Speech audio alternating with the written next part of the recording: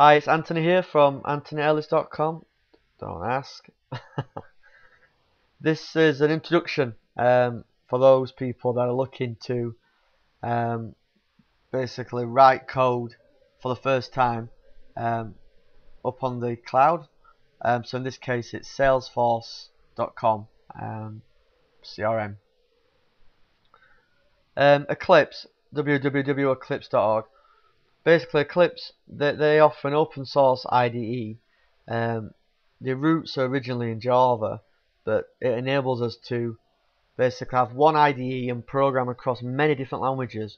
PHP, Ruby, COBOL, you name it, there's a plugin for virtually every main language out there. Now the reason why I'm showing you this is you've got an option really. You can download this, the entire thing from Eclipse. Click there. And you can see it's quite detailed in terms of what you can download there. But what I recommend you do is, if you're not really wanting to do too much development really, you might want to just download the Force.com IDE. Developer Force is part of Salesforce. It's basically it's the cloud service that developers use to write applications for Salesforce.com. You can download the install there. It's approximately 80 megs. I downloaded this earlier. So you need to download this first from Developer Force. Yeah, and then once you've downloaded it, just go through the screens. It's very straightforward. You just use the default configuration. Once you've got it installed, browse to the folder. So mine's here. Launch the program.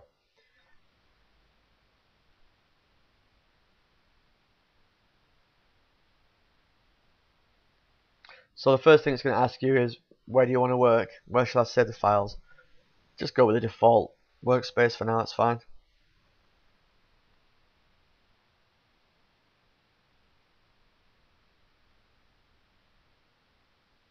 Well, that's loading.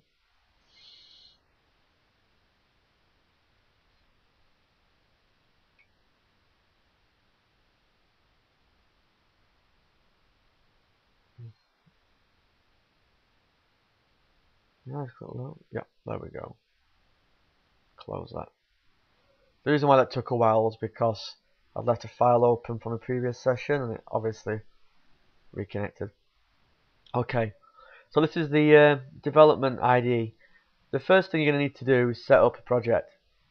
So it's File, New, and then Force.com project. But you can see here, there's other types of projects that you can install as well. But for now, this is what we need. Click Next. So you're going to need the CRM details to set this up. So project name, I'd just call it something obvious. That's Salesforce.com. Enter the username and password there. Security token. Now you may or may not need this. It depends on how you set up the security in the CRM. But basically, if your IP address has been added as a trusted IP, you don't need this. Otherwise, you'll have to include the security token there that you have for the CRM. Developer, the environment, pick which version, and where you want to point. Sandbox, pre-release, over, production. Next, finish. There's nothing tricky there at all. It's fairly straightforward. When you click next, it'll try and connect using the credentials that you've provided. So if it comes back with any errors, then you just need to go back and just double check. Check this, check these three fields here. So here's one I prepared earlier. You can see now I expand that, and it shows all the standard folders in the source there and what's been set up. So let's have a look at triggers. Basically, when the programming language that we use in Salesforce is called Apex. Apex really is just a form of Java. If I go to the CRM, you can see I've got a series of triggers set up here. And this is the one that we're going to look at, create update lead case. You can see here that it's synchronized with the CRM, and it knows that there's a procedure there, there's some code there, Apex code. So I double click that and it loads it.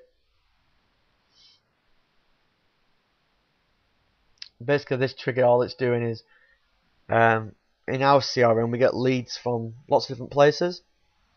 So it's just testing, saying, what type of lead is it, and do I need to create a case? So do I need to take further action? That's what this trigger is basically doing there. So from in here we can change the code, we can edit the code. Once we're happy with it, we can test it if we want, or we can just basically save it. So go to File, Save All, and what that will do is it'll update the code up in the CRM too. So you'll be fully synchronized. That's basically it. Like I said, if you're wanting to really get into Apex development, suggest you check out one of my other videos. But this one is just a basic overview really of how we can what we need to write the code.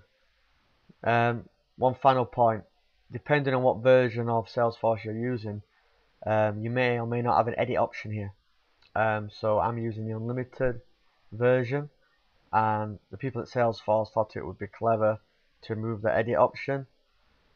Done it for security reasons, but anyhow, that's how we do it.